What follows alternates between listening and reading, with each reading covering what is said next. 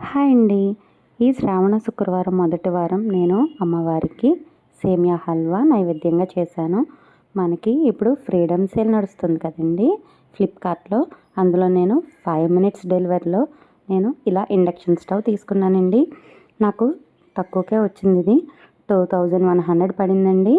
ఇది మనం ఏ గిన్నె అయినా పెట్టేసుకోవచ్చు, ఒక సేవండి గిన్నెలు తప్ప. మీకు ఇది ఎలా యూజ్ చేయాలో కూడా మీకు కావాలంటే చెప్పండి, విడిగా వీడియో చేసి అప్లోడ్ చేస్తాను. ఇదైతే చాలా బడ్జెట్ ఫ్రెండ్లీ. మనకి గ్యాస్ అయిపోయినా కూడా ఒక 5 మినిట్స్లో మనం ఇప్పుడు ఫ్లిప్కార్ట్లో మనం ఏదైనా ఆర్డర్ పెట్టుకోవచ్చండి.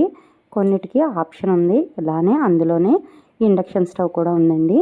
ఇదైతే చాలా బాగుందండి, చాలా ఈజీగా ఉంది, బరువేం లేదు, క్యారీ చేయడానికి చాలా ఈజీగా ఉంది. ఇందులో మ్యాక్సిమం అన్ని గిన్నెలు పడతాయండి. పైన కూడా మనకిది చాలా మందంగా వచ్చింది గ్లాస్ కూడా.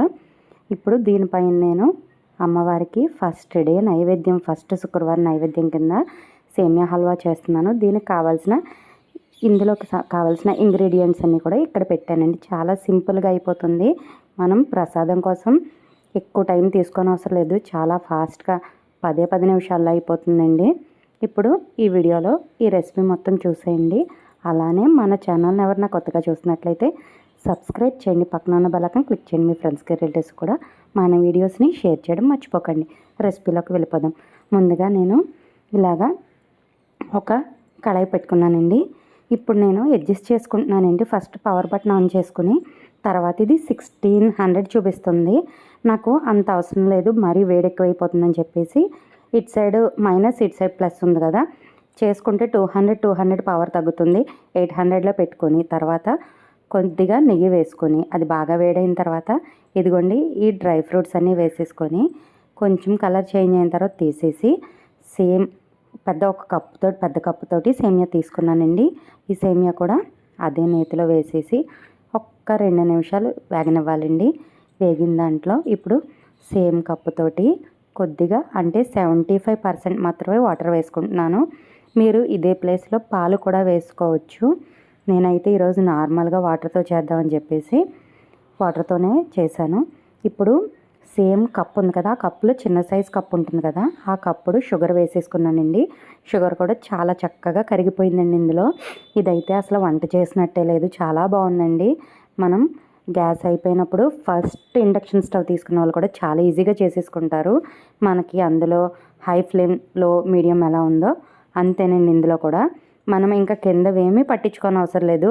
అంటే కన్ఫ్యూజ్ అయ్యే వాళ్ళ కోసం చెప్తున్నాను. లేదు, మీకు అన్నీ క్లియర్గా కావాలంటే చెప్పండి, ఖచ్చితంగా మనం ఆ వీడియో కూడా చేసి పెడతాం. ఇప్పుడు వాటర్ వేసాను కదండి, ఇదిగోండి ఇలా అయిన తర్వాత ఇప్పుడు ఇందులో పాలు, ఇప్పుడు పాలలోని కుంకుమ పువ్వు ఉంటుంది కదా, అది, ఇలాచి అన్నీ వేసేసుకొని మరొక 5 నిమిషాలు బాగా కుక్ అయిన తర్వాత డ్రై ఫ్రూట్స్ ఉన్నాయి కదా అవి కూడా వేసేసుకొని ఒక్క 2 మినిట్స్ కుక్ అయిన తర్వాత దించేయడమేనండి. దించే ముందు ఈ పచ్చకర్పూరం ఒక చిటికెడంతా ఇదిగోండి ఇంత మాత్రమే తీసుకుని వేసి దేవుడికి నైవేద్యంగా పెట్టడమేనండి.